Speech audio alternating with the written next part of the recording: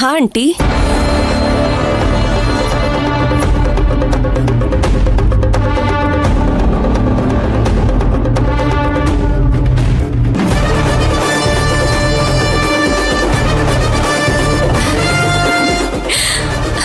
Thank you aunty, thank you so much.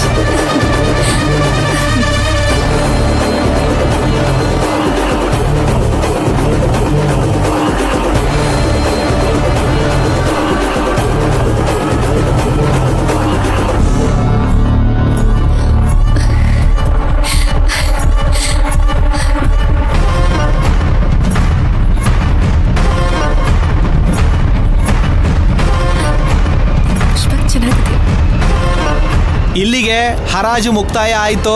ಇನ್ನು ಮುಂದಿನ ಕಾರ್ಯಕ್ರಮ ಅಮ್ಮನವ್ರಿಗೆ ವಜ್ರದ ಕಿರೀಟ ಧಾರಣೆ ಮಾಡೋದು. ಎರಡು ಕುಟುಂಬದವರು ಆ ಕಿರೀಟ ಮಾಡಿಸೋದಕ್ಕೆ ಹಣ ಕೊಟ್ಟಿರೋದ್ರಿಂದ ಎರಡು ಕುಟುಂಬದವರು ಜೊತೆಯಾಗಿ ಬರ್ಬೇಕು ಅಂತ ಕೇಳ್ಕೊತಾ ಇದ್ದೀನಿ. ಗೌಡ್ರೆ, ಇದು ನಾವೇ ಯಾಕೆ ಹಾಕ್ಬೇಕು?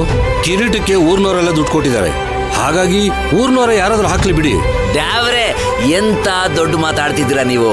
ನಮ್ದೆಲ್ಲ ಹಳಿಲ್ ಸೇವೆ ಭಿಕ್ಷೆ ತರ, ಬಹುಪಾಲು ನಿಮ್ದೇ ಅಲ್ವಾ? ನೀವ್ ಹಾಕದೇ ಸಂಪ್ರದಾಯ ದ್ಯಾವ್ರೆ. ಓ, ಇಲ್ಲೆಲ್ಲಾನು ಸಂಪ್ರದಾಯದ ಪ್ರಕಾರನೇ ನಡೀತಿದ್ಯಾ? ಏನ್ ಹೇಳ್ತಿದ್ದೀರಮ್ಮ? ಮಧುಮಿತಾ, ನೀನಿನ್ನು ಮುತ್ತಿನ ಹಾರದ ವಿಷಯದಲ್ಲೇ ಕೋಪದಲ್ಲಿದ್ಯಾ? ನೋಡು, ಇಷ್ಟು ವರ್ಷ ನಾವು ಮುತ್ತಿನ ಹಾರ ಬಿಟ್ಕೊಟ್ಟಿದ್ದಕ್ಕೆ ತಾನೆ ನೀನ್ ತಗೋತಾ ಇದ್ದಿದ್ದು. ಈಗ ಅಮ್ಮನವ್ರ ಕಿರೀಟನ ಎರಡೂ ಕುಟುಂಬದವ್ರು ಸೇರಿ ಹಾಕ್ಬೇಕಲ್ವಾ?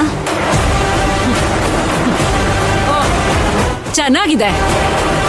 ಈಗೇನ್ ಹೇಳಕ್ ಹೊರಟಿದ್ಯಾ? ಇಷ್ಟು ವರ್ಷ ನೀನ್ ಬಿಟ್ಕೊಟ್ಟಿದ್ದಕ್ಕೆ ಮಾಡ್ತಿದೀವಿ ಅಂತ ಹೇಳ್ದ್ಯಲ್ಲ, ಅಂದ್ರೆ ಸಂಪ್ರದಾಯಕ್ಕೆ ಬೆಲೆನೇ ಇಲ್ಲ ಅಲ್ವಾ? ನಾವು ತಗೋಬೇಕಾಗಿದ್ದನ್ನ ಮೋಸ ಮಾಡಿ ತಗೊಂಡಿದ್ಯಾ ನೀನು. ನೋಡು ಮಧುಮಿತಾ, ಮೋಸ ಅಂತ ಎಲ್ಲ ಹೇಳ್ಬೇಡ. ಇಲ್ಲಿ ದೊಡ್ಡವರು ಏನ್ ತೀರ್ಮಾನ ಮಾಡಿದಾರೋ ಎಲ್ಲ ಅದ್ರ ಪ್ರಕಾರವಾಗೇ ನಡೀತಾ ಇರೋದು. ಅವ್ರು ಬಿಟ್ಕೊಟ್ಟಿದ್ದಕ್ಕೆ ನಾವು ಮಾಡ್ತಿದೀವಿ ಅಂತ ಹೇಳ್ತಿದ್ದಾಳೆ. ನೋಡ್ರಿ, ಈ ವಿಚಾರದಲ್ಲಿ ಎರಡು ಕುಟುಂಬಗಳು ಸೇರಿ ಮಾಡೋದೇನ್ ಬೇಕಾಗಿಲ್ಲ.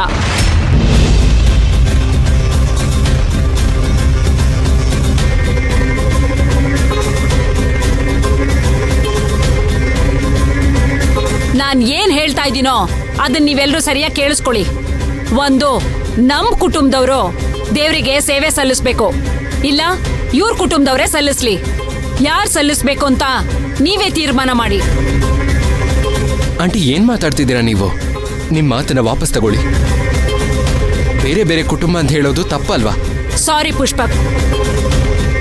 ಅಮ್ಮ, ಈ ಎರಡೂ ಕುಟುಂಬಗಳು ಈ ಊರಿಗೆ ಕಣ್ಣಿದ್ದಂಗಲ್ವಾ? ಹಿಂಗ್ ಹೇಳಿದ್ರೆ ಹೆಂಗೆ? ಒಬ್ರು ಸೇವೆ ಸಲ್ಲಿಸ್ಬೇಕು ಅಂದ್ರೆ ಹೆಂಗಮ್ಮ ಆಗತ್ತೆ? ಹೌದು, ಅದನ್ನ ಹೆಂಗ್ ತೀರ್ಮಾನ ಮಾಡಕ್ಕಾಗತ್ತೆ ಹೇಳಿ? ಪಂದ್ಯ ಆಡಿಸಿ ಆಮೇಲೆ ತೀರ್ಮಾನ ಮಾಡಿ.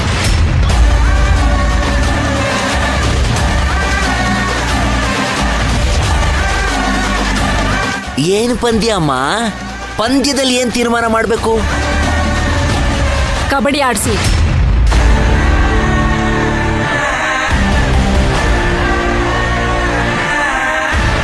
ಅಯ್ಯೋ, ಈ ತರ ಒಂದು ಸಮಸ್ಯೆ ಈ ದೊಡ್ಡ ಕುಟುಂಬದಲ್ಲಿ ನೆನೆಸ್ಕೊಂಡ್ರೇನೆ ಜೀರ್ಣ ಮಾಡಕ್ಕಾಗ್ತಿಲ್ಲಮ್ಮ. ತುಂಬಾ ನೋವಾಯ್ತಿದೆ ನಮಗೆ. ಅಯ್ಯೋ ಅಯ್ಯೋ. ಇಲ್ಲ ಇಂದ್ರ, ಆಟನೇ ಆಡ್ಲಿ. ಅದ್ರಲ್ಲಿ ಯಾರು ಗೆಲ್ತಾರೋ ಅವ್ರ ಕುಟುಂಬನೇ ಅಮ್ಮನವ್ರಿಗೆ ಕಿರೀಟ ಸಲ್ಸೋದು. Correct madam.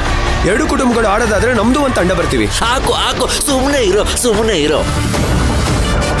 ಯಾರ ಜೊತೆ ಆಟ ಆಡೋಕೆ ಹೊರಟಿದ್ಯಾ? ಏನ್ ಮಾತಾಡ್ತಿದ್ಯಾ ನೀನು? ನಾನು ಸರಿಯಾಗಿ ಮಾತಾಡ್ತಾ ಇದ್ದೀನಣ್ಣ. ಊರವರೆಲ್ಲ ಎರಡು ಕುಟುಂಬದ ಮೇಲೆ ಎಷ್ಟು ವಿಶ್ವಾಸ ಇಟ್ಕೊಂಡಿದ್ದಾರೆ, ಅದನ್ನ ಸ್ವಲ್ಪ ಯೋಚನೆ ಮಾಡಿದ್ರೆ ಇಬ್ರು ಹೇಗೆ ಕಿತ್ತಾಡ್ತಿದ್ದಾರೆ ನೋಡಿ. ವೀರಾ, ಮಾತು ಮಾತು ಮಾತು. ಇಂದ್ರ, ನಿಲ್ಸು.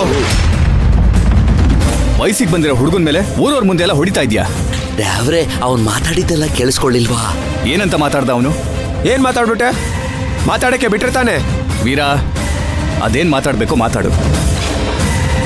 ಯಜಮಾನ್ರೆ, ನಿಮ್ಮ ಎರಡು ಕುಟುಂಬದ ಮೇಲೆ ನಂಗೆ ತುಂಬಾ ವಿಶ್ವಾಸ ಇದೆ. ಆದ್ರೆ ಇಬ್ರು ತೀರ್ಮಾನ ಮಾಡ್ಬೇಕಾಗಿರೋ ವಿಷಯ ಈಗ ಪಂದ್ಯದವರೆಗೂ ಬಂದಿದೆ ಅಂದ್ಮೇಲೆ ನಾವೇನ್ ಮಾಡೋದು? ಪ್ರತಿ ಸಲ ಆಡ್ದಾಗ್ಲೂ ನಮ್ನ ಒಂದ್ಸಲಿನೂ ಸೋಲ್ಸಿಲ್ಲ. ಫೈನಲ್ ವರ್ಗೂ ಬರ್ತಿದ್ವಿ.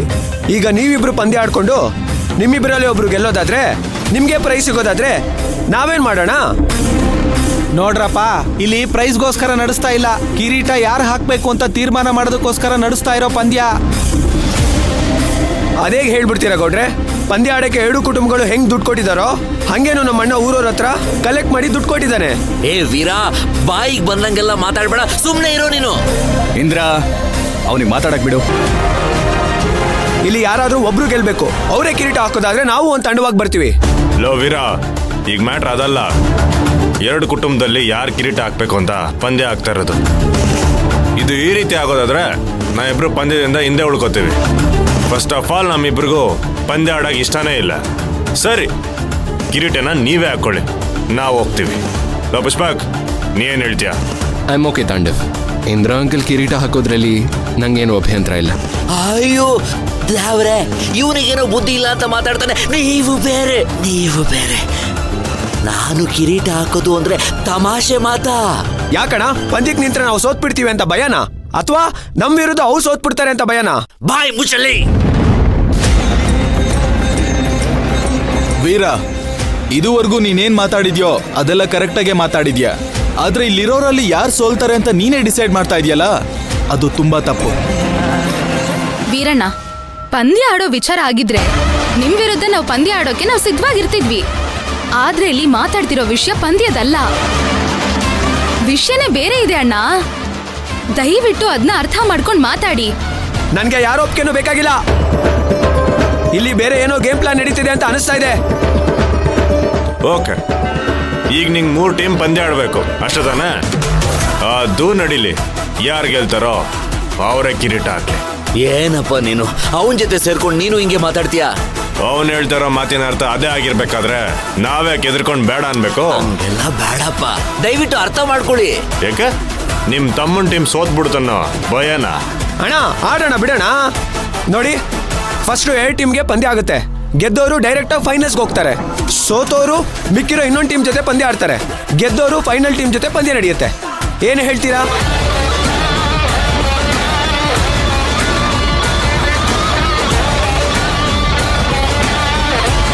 ಸರಿ, ಹಾಗಾದ್ರೆ ಎಲ್ರಿಗೂ ಓಕೆ ಅನ್ನೋದಾದ್ರೆ ನಮ್ಮ ಟೀಮು ಇಂದ್ರನ್ ಟೀಮ್ ಮಧ್ಯೆ ಫಸ್ಟ್ ಮ್ಯಾಚ್ ಆಗುತ್ತೆ. ಸೂಪರ್ ಮಗ, ದಾಟ್ಸ್ ದ ಸ್ಪಿರಿಟ್. ಫಸ್ಟ್ ಅವ್ರ ಜೊತೆ ಆಡಿ ಗೆದ್ ಬಾ. ಕೊನೆಗಿರೋ ಮ್ಯಾಚ್ನ ನಾವು ನೋಡ್ಕೊಳೋಣ, ಓಕೆನಾ?